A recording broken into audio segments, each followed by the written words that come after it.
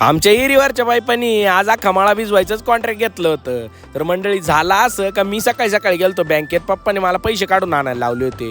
म्हणलं आता पप्पा गाडी बिडी बुक करतात काय, पण पप्पा डायरेक्ट मला पैप जिडं भेटतात तिथंच घेऊन गेले. म्हणलो आयुष्यात जे काही कमावलंय ते पप्पा पाईपात घालवल्याशिवाय राहणार नाही. जे पैसे पप्पांच्या ताब्यात दिले ते पप्पाने लगेच पाईपाच्या बुकिंगला देऊन टाकले. आणि त्यानंतरच आम्ही बोरच्या लाईनीसाठी पैप घेऊन निघालो तोंड उतरून घराकडं.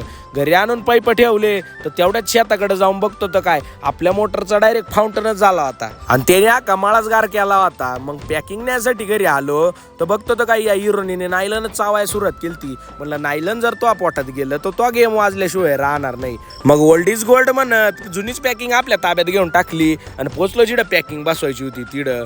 मग तिडले जाऊन रपाट्यामध्ये नट खोलले आणि जी पॅकिंग तुटली होती तिचा डायरेक्ट सपाटाच करून टाकला, बघायला सुद्धा ठेवली नाही. मग नवी पॅकिंग बसवली खपाखप नट आवळून घरी आलता सापावा आला तर त्याच्या डालकीत सापच नव्हता. म्हणलं तू